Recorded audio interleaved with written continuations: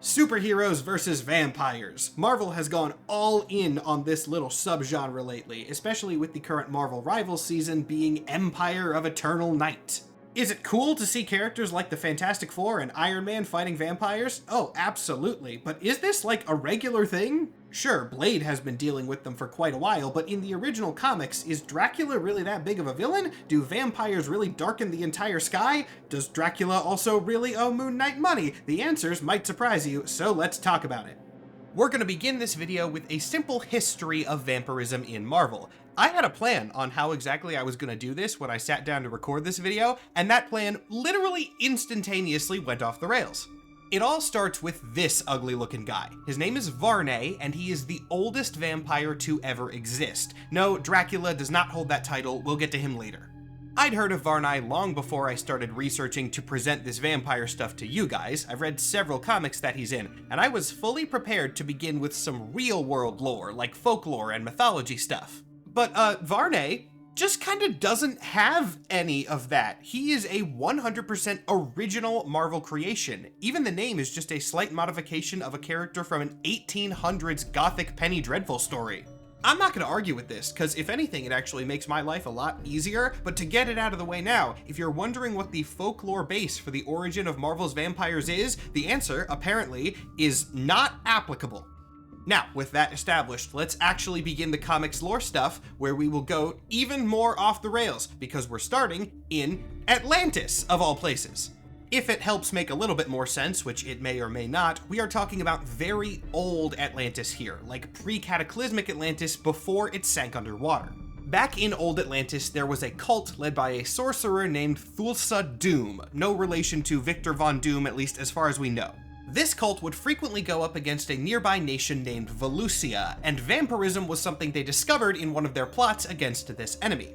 The keyword there is discovered. Humanity did not invent vampirism, they simply found an ancient spell of necromancy which could revive a corpse with enhanced power.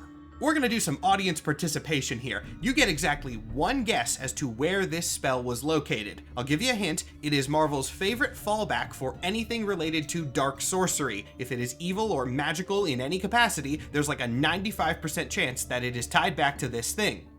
Got your guesses in? All right, 3, 2, 1. The Darkhold. It was in the Darkhold. It's always the Darkhold. For anyone who's very new to Marvel and has not heard of the Darkhold, it's basically Marvel's version of the Necronomicon and their favorite plot device that they can use to pull any kind of dark magic out of their ass.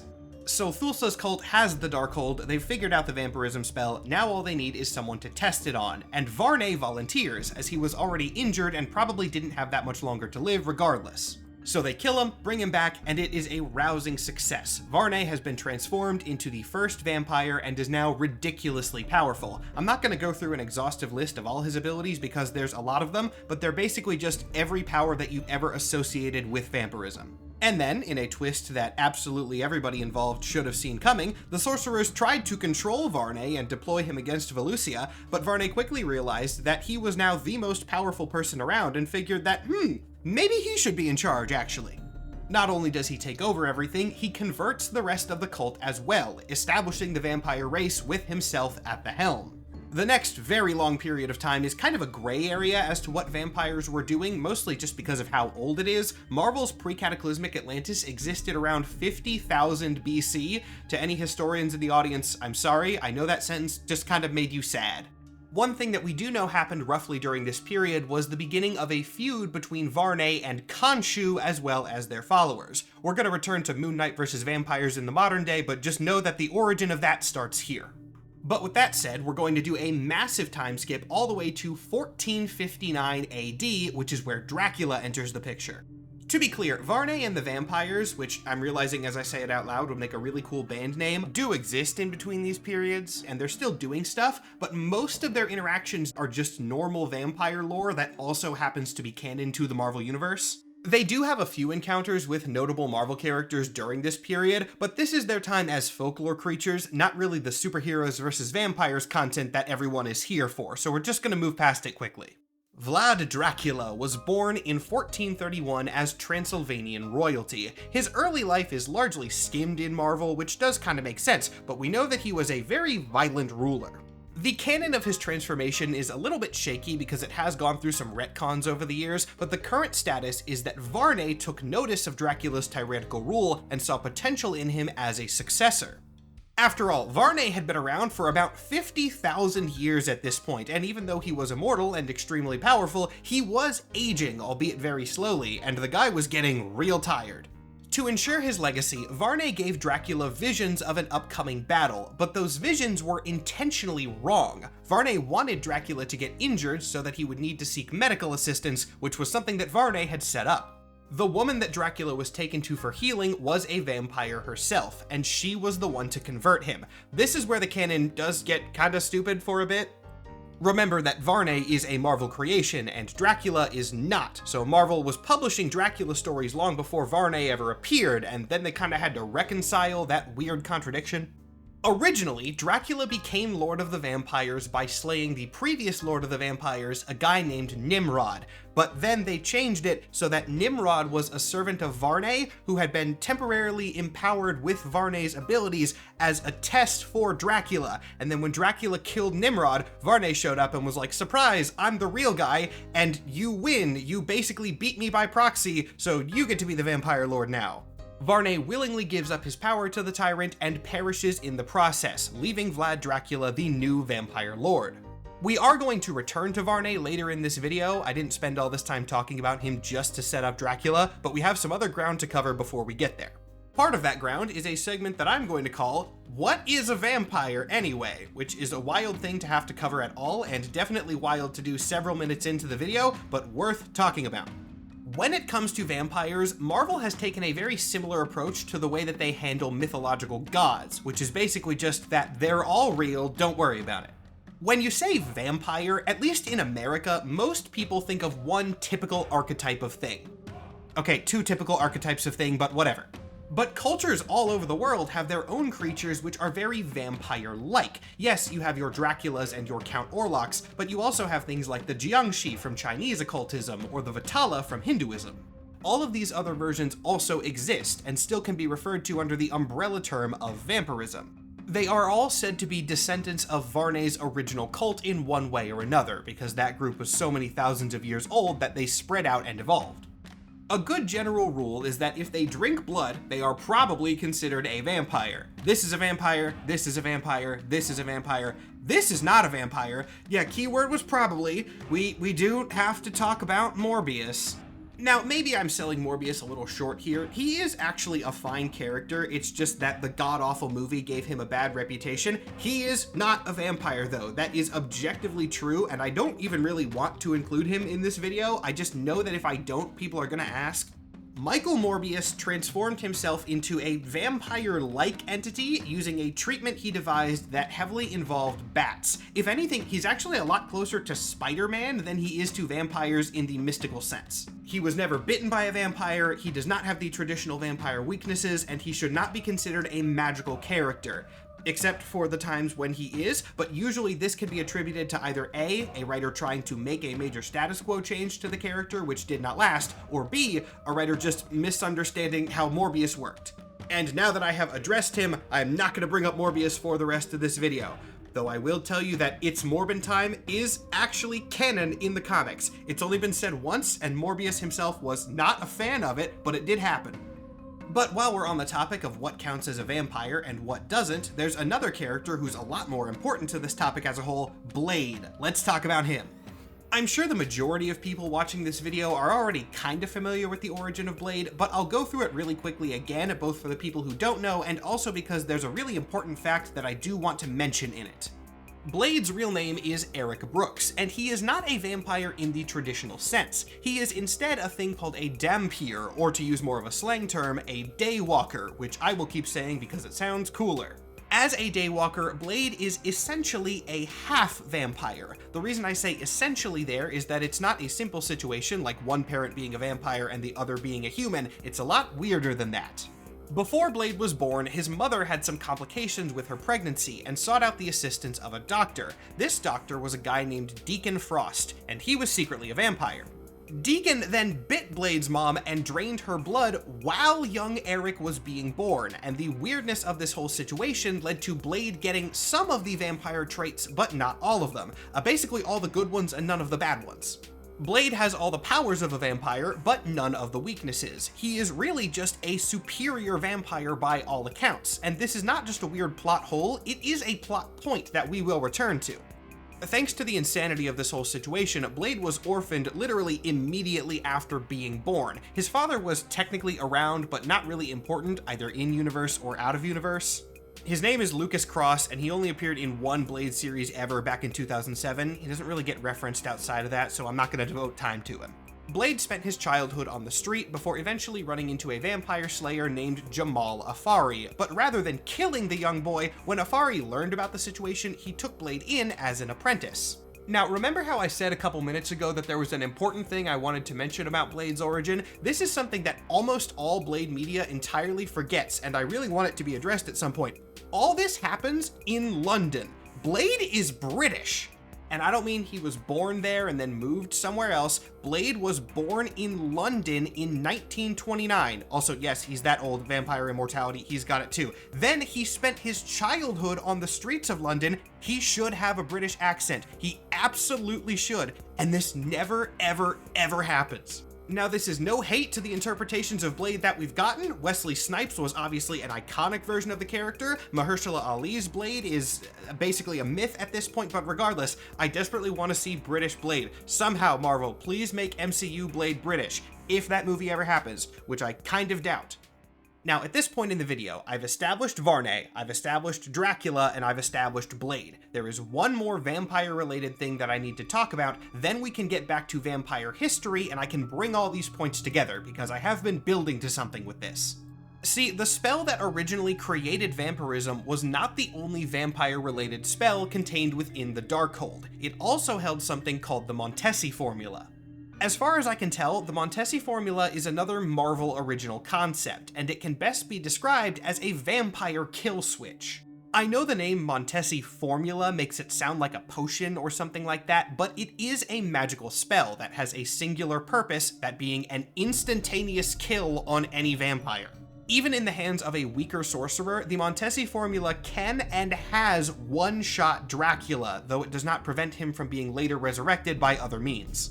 It's when powerful sorcerers get their hands on the Montesi Formula that things get really crazy. Pump enough energy into this spell and it can eradicate all vampires. End of sentence. Granted, this would be extremely difficult to pull off, as it would take a level of resources comparable to the Sorcerer Supreme using the original Darkhold, but it is a factor in vampiric life and their villainous plots. Just remember that for now. Like I said a minute ago, all these isolated little things that I'm talking about are going to fit into a larger puzzle. And we can start putting that puzzle together by going back to vampire history and returning to Dracula. Dracula has appeared in over 280 Marvel comics, but not in the way that you might expect. A villain, yes, but not an antagonist, rather the protagonist of his own self-titled series.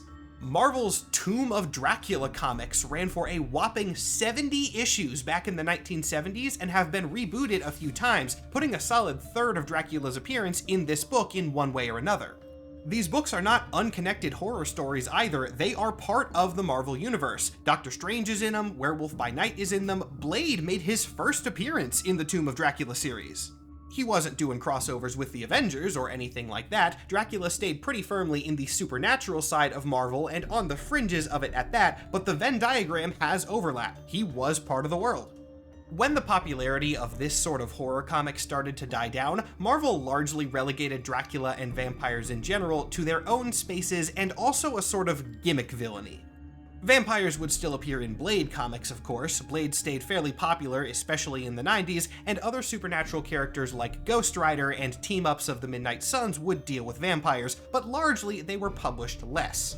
However, this sort of gimmick handling meant that we got to see them in new situations, and some very weird ones at that. From the 2000s into the early 2010s especially, vampires were handled... You know what? I actually think that me telling you how this was handled isn't the best way to do it. I think a better way would just be to show you the comic entitled Hulk vs. Dracula.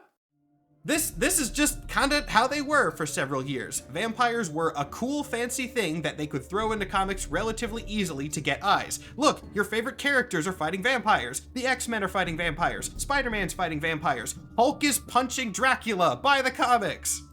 As I'm sure you can guess, most of these appearances took the form of either a single arc of a larger storyline, a mini-series, or a digital comic, which is a standard thing now, but back in the early 2010s was a weird experimental realm.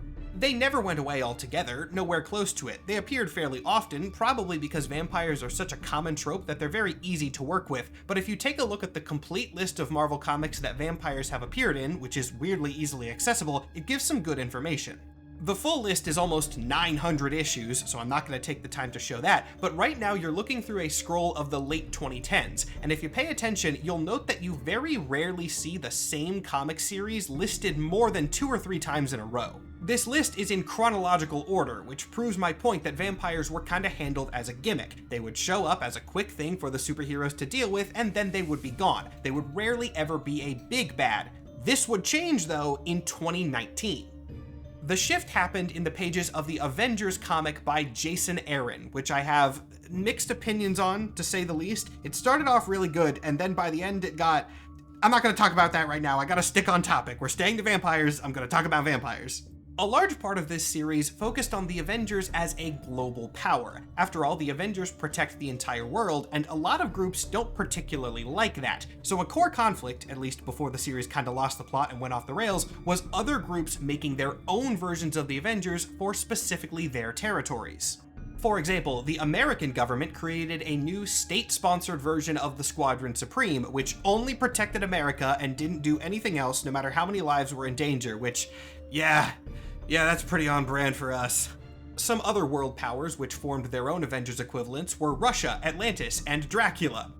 Notable world power Dracula. In this comic, Dracula kind of acknowledges the fall from grace which vampires had experienced over the last several decades and sets out to form his own vampire nation, sovereign and distinct from everywhere else. This began when he claimed territory around the ruins of Chernobyl because Dracula and his people could survive there without too much issue, which did admittedly make it a pretty perfect candidate. As for that Avengers equivalent, it was called the Legion of the Unliving, a name which has been used to describe a lot of different teams that have very little connection between them, but in this case, it's because they were vampires and they were undead. The roster for this team was wild, including such highlights as the Shadow Colonel, who was actually Dracula's son, but decked out in a suit of essentially power armor and armed with a minigun, Carpathian, who was technically a vampire, but for all intents and purposes was just a giant gargoyle, and Rat Bomber, who had an army of trained rats with grenades strapped to their backs. As if this character needed to be any weirder, they were actually specific vampire-killing sunlight grenades. The main purpose of the Legion of the Unliving was actually fighting vampire dissidents within Dracula's vampire nation, not fighting people like the Avengers, though they did do that. Now, unfortunately, I do have to ruin the fun for anyone who is excited about the Legion of the Unliving. They were not important at all. Like I said, Jason Aaron's Avengers really went off the rails, and this whole plotline never really went in the direction that a lot of people were wanting it to. But even though this group wasn't major, they did serve the purpose of re-establishing vampires as an active threat within the Marvel Universe, something that would be followed up not in the pages of a Blade book like you might expect, but in the pages of Moon Knight. I know a lot of you were waiting for this section of the video, but here's the thing that's going to surprise you. Moon Knight's history with vampires is actually incredibly short. The main reason that people associated Moon Knight and vampires for a while was the whole Dracula owes me money thing, but that was a meme. That panel is not real, it has never appeared in a comic. It gets referenced sometimes in recent years, but that's just because the meme has gotten so big. Technically, from an in-universe perspective, Moon Knight and the Fists of Khonshu in general do have a history with vampires, but this is a retcon and a recent one. Basically, since the Moon Knight vs. Vampires arc that I'm about to start talking about was so popular with fans, Marvel just decided that that actually could be part of the history now. Remember how I mentioned an ancient feud that Varney had with Khonshu towards the beginning of the video? It's thousands of years old in universe, but in real world time, it's like 3 months old. Gotta love comic books. Ultimately, from our perspective in this reality, Moon Knight and vampires are a very recent thing. Now, of course, Moon Knight appears in a lot of books, so I can't speak to every team-up and crossover and things like that. Maybe he's briefly fought vampires in one of those. But I can tell you that the first appearance of vampires in a Moon Knight self-titled series was in 2021. Moon Knight was never associated with vampires in any official capacity before this. Again, I'm sure there's a Moon Knight and Blade crossover somewhere where it happens, but it's never been an iconic part of his character. Not only does Dracula not owe Moon Knight money, I'm pretty sure the two have never met. In the 2019 Moon Knight vampire arc, Dracula is not the main villain and actually never appears at all. Instead, the antagonists are a group of vampires known as the Structure. The Structure is essentially a vampire multi-level marketing scheme, led by a vampire known as the Tutor, who recruited people by turning them, and then in turn had them go recruit more people, turning them into vampires, who would recruit more people by turning them into vampires, and on and on and on and on. Moon Knight took them down, actually gaining a vampiric ally named Reese in the process, and this was the arc that cemented his reputation as a vampire hunter, which a good chunk of the community already thought he had, despite there being no evidence to that point. And you know what? I will say this, it does kind of make sense for Moon Knight to be a vampire hunter. I don't blame anybody for getting this wrong, because it makes more sense than him not being a vampire hunter, actually. After all, one of the main roles of the Moon Knight is to protect all of those who travel by night, and vampires hunt almost exclusively at night. Plus, Moon Knight has a long history of going up against supernatural enemies that for all intents and purposes would be otherwise out of his league, and he's kind of in his Ghostbusters era right now with the Midnight Mission. Also, brief sidebar about that. Yeah, the recent Moon Knight series is largely about him being essentially a superhero equivalent of a Ghostbuster. He has an office, and it is a sentient building possessed by an interdimensional parasite, which basically makes it like a TARDIS. He even has employees now, 2 of which are vampires, Reese, who I mentioned before, and an ex-Hydra agent nicknamed Soldier, who was also turned into a vampire by Reese to save his life. The Midnight Mission rules, honestly. It is my favorite status quo for Moon Knight that we've had in so long. Him being a Ghostbuster kicks ass, and I want this to stick around for years. Anyway, I'm getting distracted by my favorite superhero. Getting back to vampires, the Structure was actually only the beginning of what would be a much larger vampire invasion, culminating in the event known as Blood Hunt. See, the branch of the Structure that Moon Knight took down was actually only one part of a global organization, and shortly after this, they led a worldwide uprising spearheaded by Blade. Yeah, Blade was in charge of a vampire uprising to subjugate humanity. I know that's weird, just hang tight, we'll get to that in a second. To achieve their final plan, members of the Structure figured out a way to utilize dark force energy, which is like darkness magic from another dimension, to block out the sun the world over, allowing the vampires to operate without their primary weakness. This led to the Blood Hunt event, which was absolutely crazy. If you want superheroes versus vampires, this is the book for it, since that is quite literally all it was, and it didn't always go the way you might expect. Miles Morales got turned into a vampire, and that's been a lasting thing. It didn't get resolved at the end of the comic. He is still trying to fix that right now. This series also introduced a bunch of new vampires who kind of blow the already loose convention of vampire fully out of the water. You remember how a while ago at this point I said that a good general rule for identifying vampires was that they drink blood? Yeah, I lied to you. These vampires can consume things like pain, or magic, or ghosts somehow, and in most cases that's not really explained, but honestly don't worry about it too much because they were one-off villains for this for the most part. They're just kind of cool vampire-like guys for superheroes to fight. It's comics, don't overthink it. Hey, future Sir Superhero popping in to say something extra here, which is why it might not flow perfectly with the rest of the video. Right before I was finished editing this video, I was informed that one of the vampires from Blood Hunt actually does show up in Marvel Rivals. It's just in the event tab, but there is a picture of him there. This guy is named Bloodstorm 1, and he is a genetically modified clone of Dracula created by Hydra, which is all the edgiest thing that I could possibly think of related to vampires. He actually got his first appearance in 1993, which makes him, I believe, the only member of this group to appear before Blood Hunt. And he's not a major character in Rivals or anything, but this is neat, so it was definitely worth cutting in and mentioning.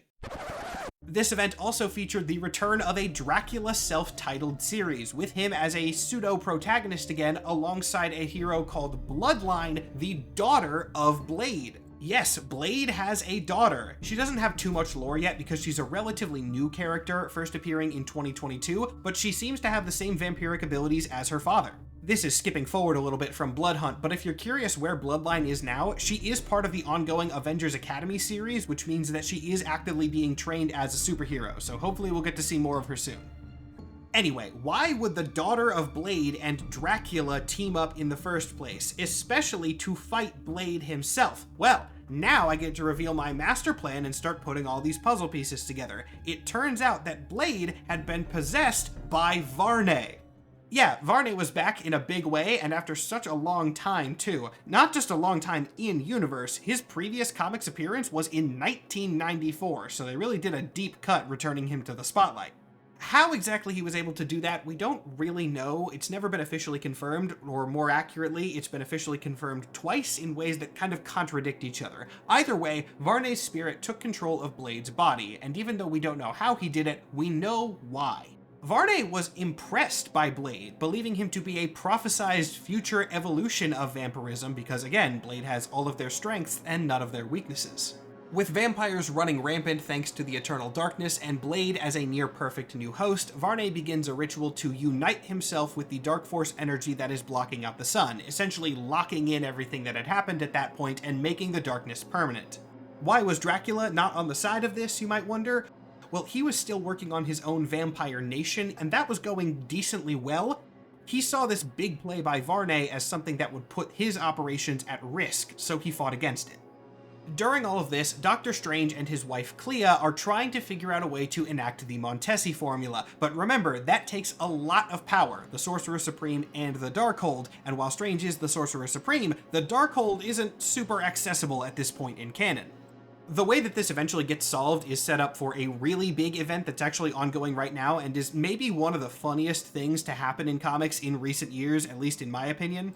Strange needs more power, so he goes to Dr. Doom. And Doom basically says, yeah, I've been working on how to fix this the entire time. I was just waiting for you to come to me. I have everything already worked out. I just need a little bit of a power boost to get this all rolling. So give me the title of Sorcerer Supreme and I will fix this. Kind of desperate, Stephen agrees to this on the singular condition that Doom will save the world and then give everything back to him. So the deal happens, Doom takes the power and therefore resources of the Sorcerer Supreme, uses it to do his spell, and yeah, this works, clearing the darkness from the sky.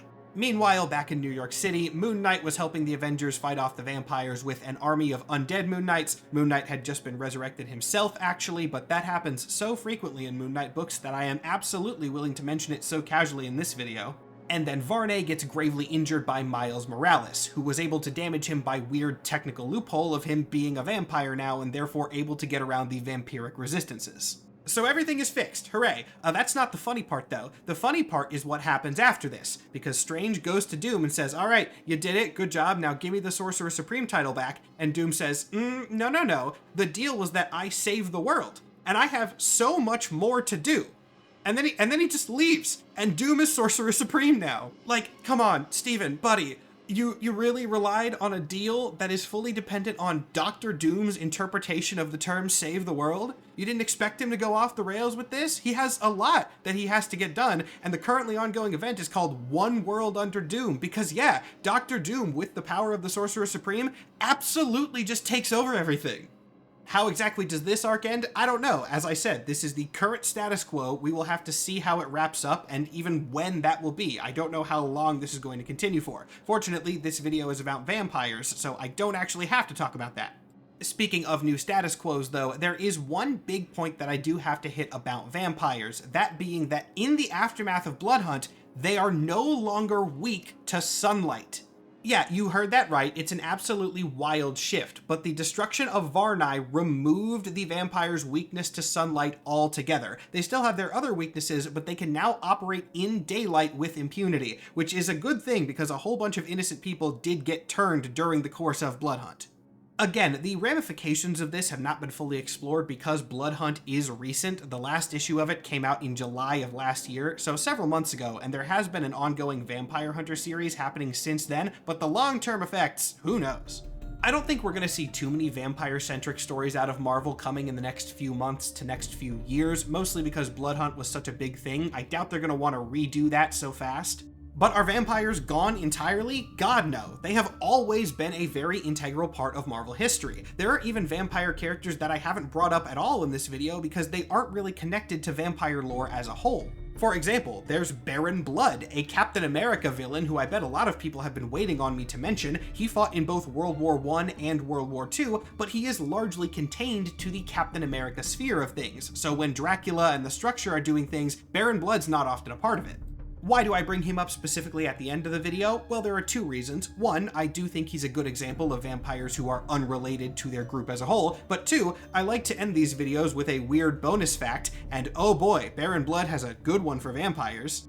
This is Red Wing, like Sam Wilson's Red Wing. If you're only familiar with the MCU version of the character, no, Red Wing has not always been a little robot drone, he has been a literal bird for the character's entire history.